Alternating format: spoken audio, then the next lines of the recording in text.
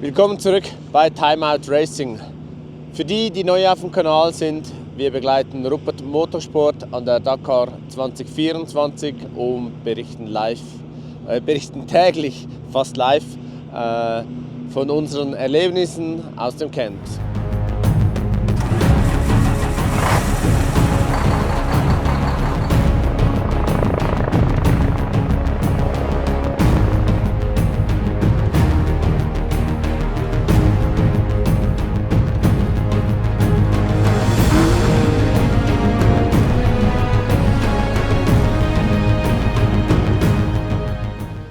Es ist Sonntag, 7. Januar und in Saudi-Arabien bläst ein kalter Morgenwind. Ich hoffe, der stellt noch ab, damit es dann wieder schön angenehm warm wird. Für uns heißt es zusammenpacken, aufräumen, weiterfahren und der Christian und seine Crew, die bereiten sich auch vor. Die haben etwa in 40 Minuten ihren Start und dann geht es sicher wieder auf eine harte Etappe wie gestern. Wenn es euch interessiert, dann bleibt dran.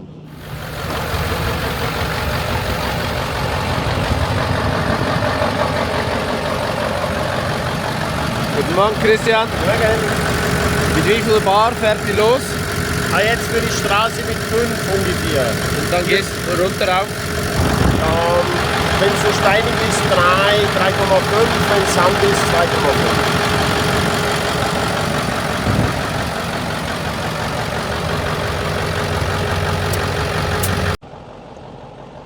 Noch bei Tageslicht das Auto von Frank und Hartmut. Wir gehen jetzt heute da in der Nähe in die Stadt und schauen, ob sie es reparieren können.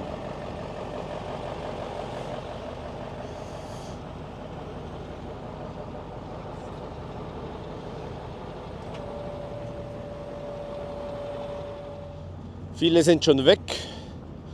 Unsere Freunde von South Racing, die sind um 6 Uhr abgefahren und wir sind um 6 Uhr aufgestanden.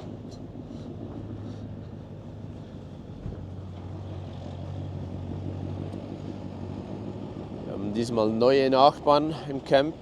Die haben das Layout ein bisschen anders gemacht oder die Teams anders verteilt.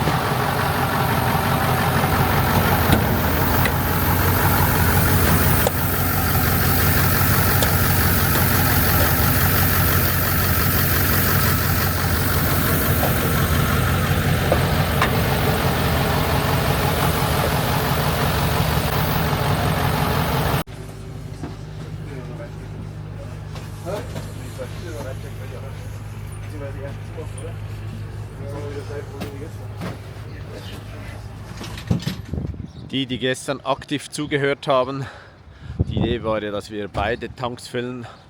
Das haben wir dann aber doch nicht gemacht, daher tanken wir heute schon wieder. Aber heute war ein Lucky Punch.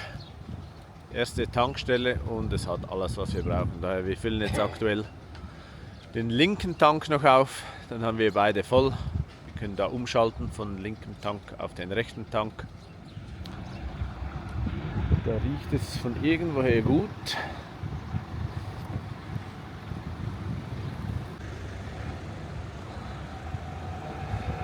So, Kaffee vielleicht?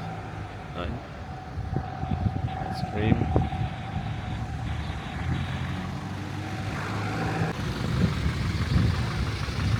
Souvenirs.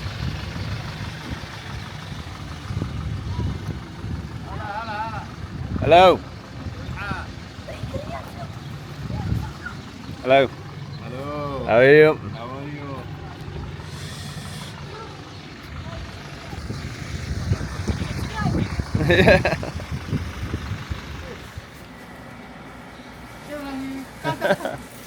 هدي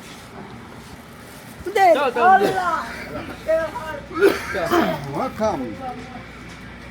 ابوك ابو شكله قول هاو ها؟ قول هاو كيف حالك؟ Kajanic. كيف حالك؟ كيف حالك؟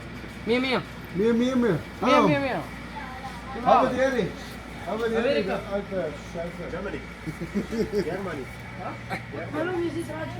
Good. Cola? Cola? For a few Pinsel?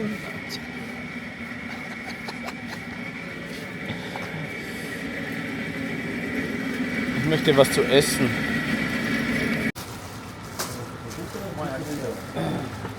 Jeder muss diese günstig.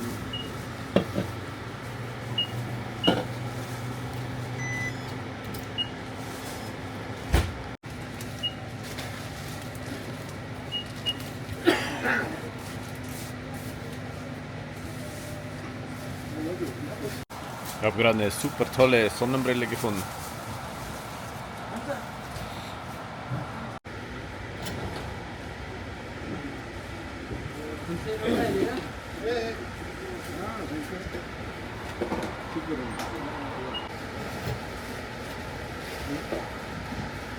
Thank you. Bye bye.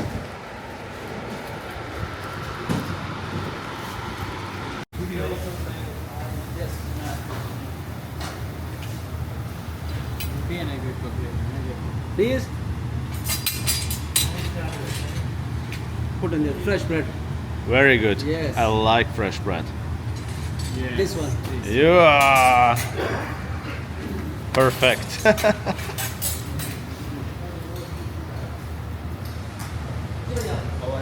Good. Where are you from? Switzerland and Germany.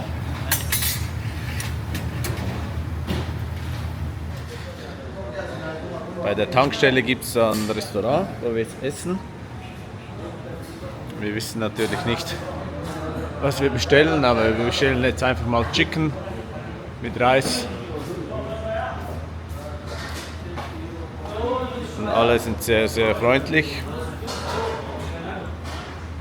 Auch interessiert, was wir da machen, von wo wir kommen.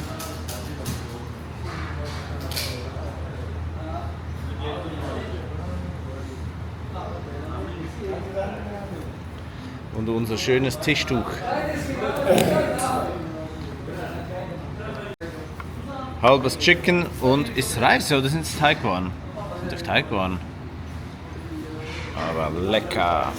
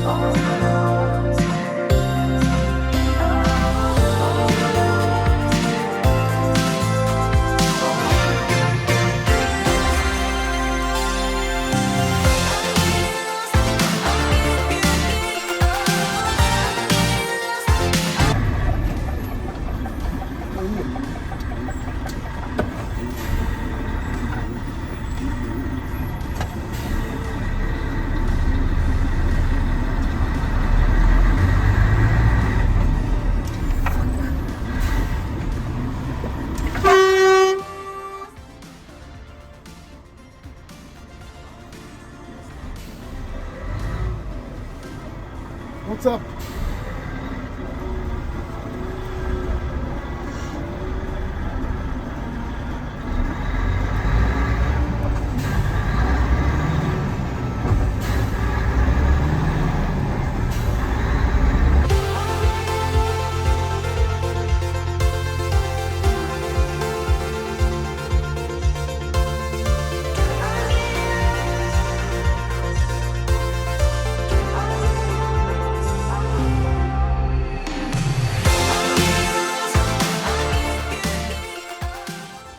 5:30 und wir sind im Camp angekommen.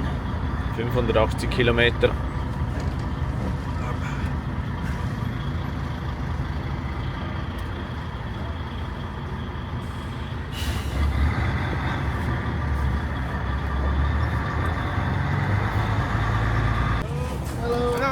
Hello. Okay. Yeah. Ouais, il a fait l'argent dessus. Des tout petits sets. C'est bon? Ouais, c'est bon. Merci.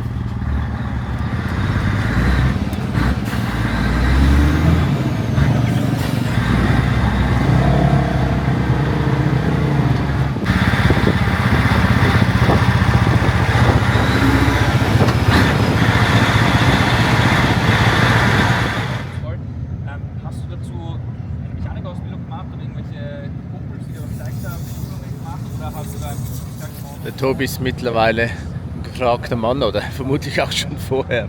Aber schon gestern waren da viele bei ihm und wollten filmen und Interview. Jetzt ist gerade jemand vermutlich aus Österreich da. Dann warten wir schnell. Dann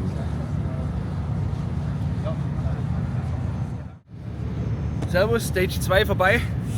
War ein langer Tag, 460 Kilometer Sonderprüfung.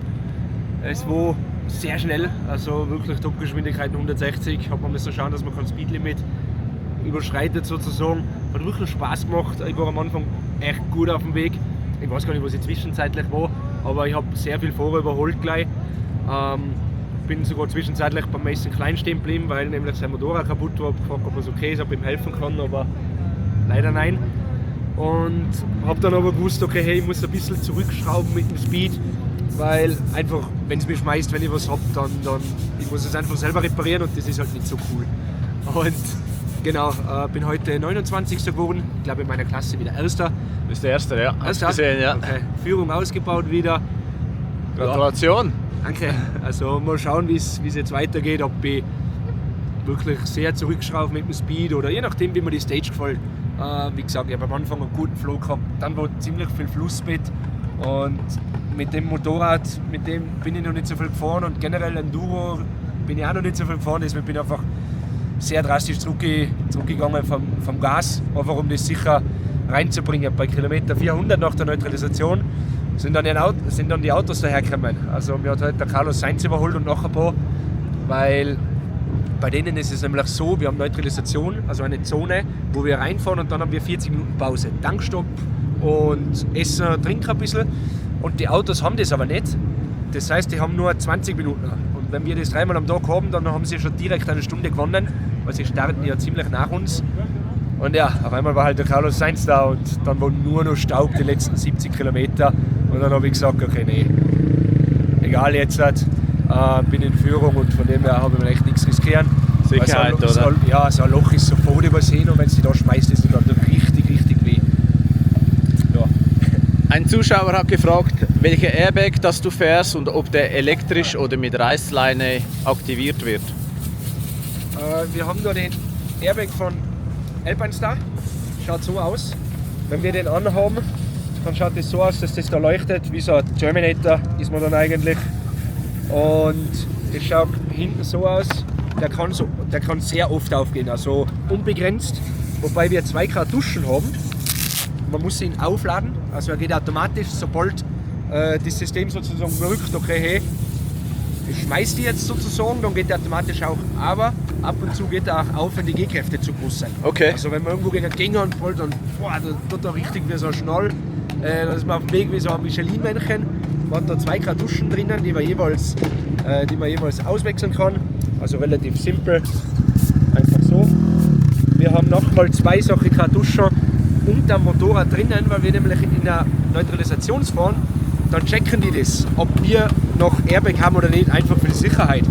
Weil es ist halt unglaublich, wie viel an Schaden das so ein Airbag wegnimmt. Und der tut sich aufblasen, explodiert und dann nach ein paar Minuten tut er sich selber wieder abblasen.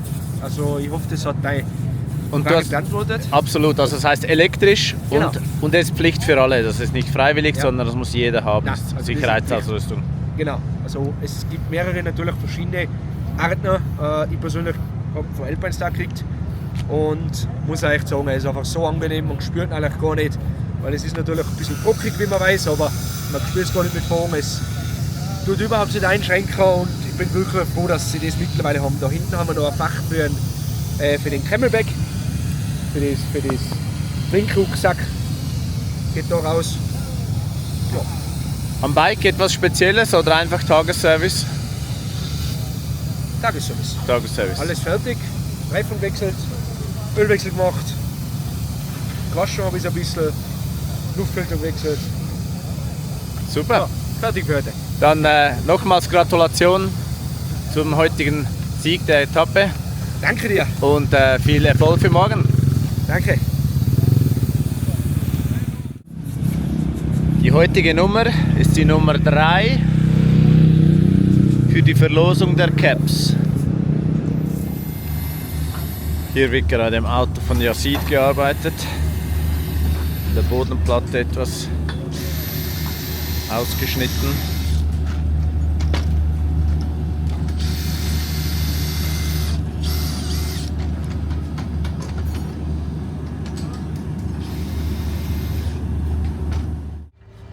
Heute gibt es Karamellköpfli, deutsches Produkt, Schweizer Name. Wir haben herausgefunden, dass ihr dem in Deutschland nicht Karamellköpfli sagt, aber schmecken tun sie vermutlich dem Team trotzdem. Ja, ganz einfach aufkochen, einfüllen, abkalten lassen, fertig. Weil die Zeit leider nicht reicht, um noch zu backen, gibt es heute zum Käse und Trockenfleisch arabisches Fladenbrot. So, jetzt sieht man es. Einfach ein bisschen erwärmen, dann schmeckt das vermutlich auch.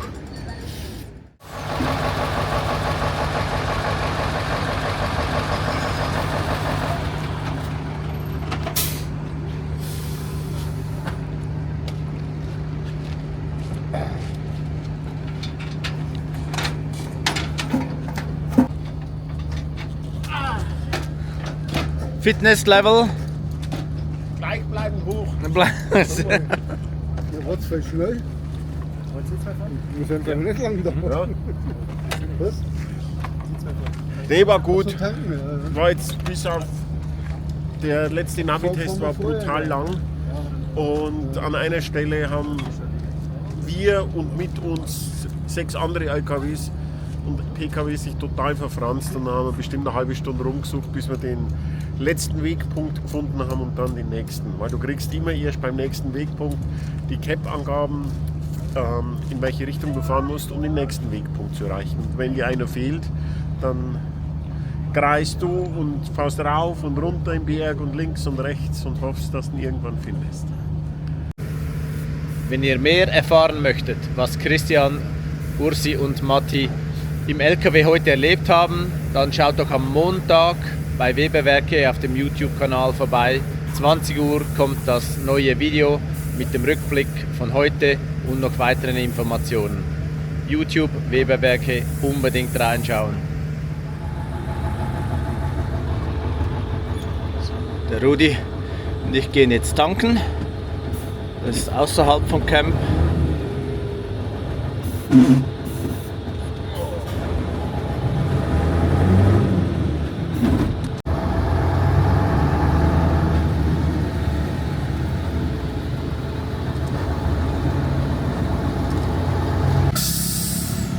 Hier ist der Teil, wo die Teilnehmer Treibstoff betanken können, Diesel und Benzin.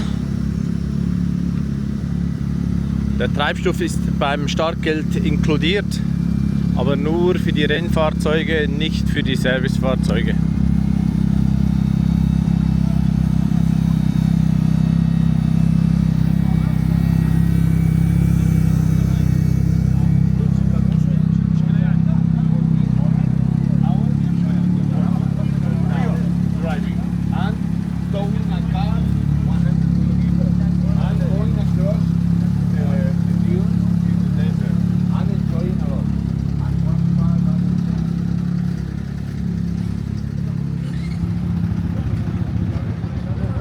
Stehen jeweils 4 Tanklast Wagen.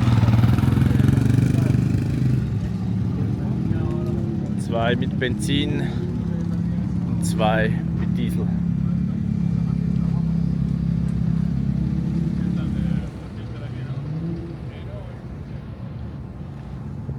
Und da gibt es noch einen Bereich mit Special Fuels.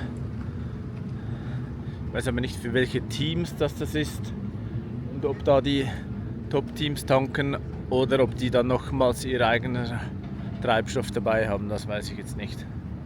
Aber hier ist aktuell niemand.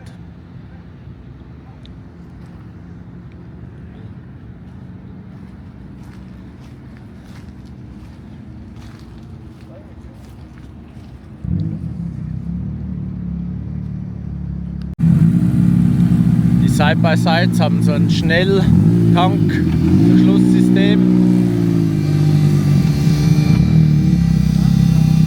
Ich weiß nicht, ob man sieht, was er da in der Hand hat.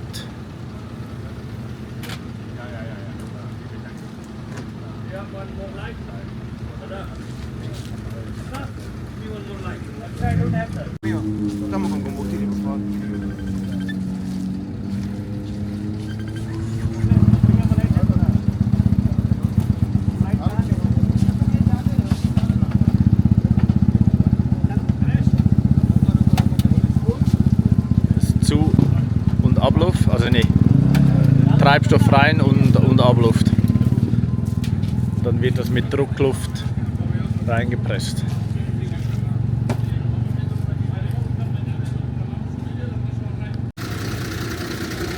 Bei den LKWs dauert das alles ein bisschen länger. Die Schläuche sind zwar dicker, die Pumpen vermutlich leistungsstärker, aber es dauert einfach seine Zeit aufgrund der Menge.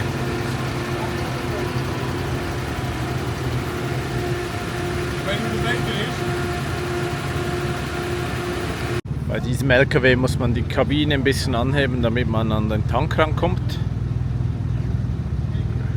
Damit man die Kabine anheben kann, muss man die Motorhaube öffnen.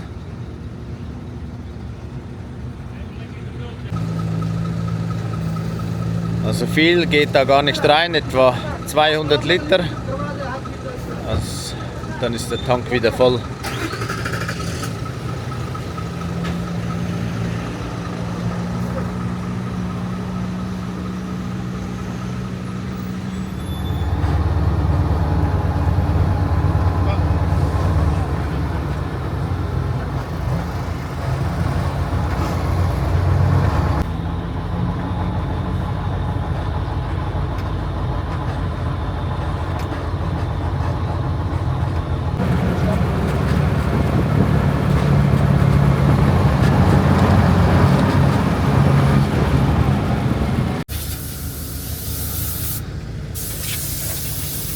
Der Matti putzt das Haus.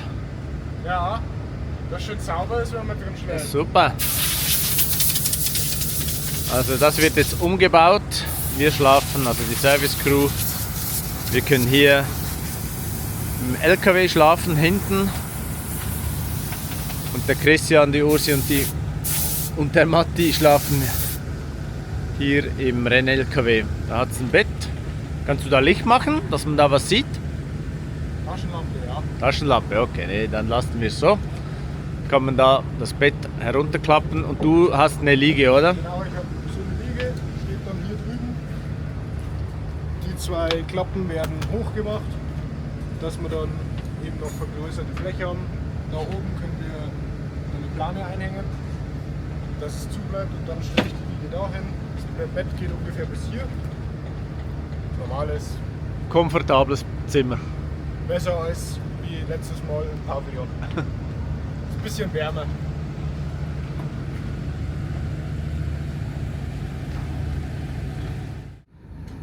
Noch ein Update zum Auto von Frank und Hartmut. Der Zustand ist noch derselbe, aber sie wurden dann gestern von unseren freundlichen holländischen Nachbarn mitgenommen. Also die haben da auf dem Anhänger Platz für das Auto gehabt und das hier ins Camp gebracht. Und es kommt jemand vorbei und schaut sich's an morgen. oder der war schon da, das weiß ich jetzt nicht. Und dann wird das irgendwo lokal versucht noch instand zu setzen. Also die versuchen jetzt mit dem Tross einfach mitzukommen und das gleichzeitig reparieren zu können und dann nach Riyadh, nach dem Rest Day, wieder fahren zu können. Das ist so der aktuelle Plan. Aber sie sind motiviert, dass das klappt und wir hoffen das auch.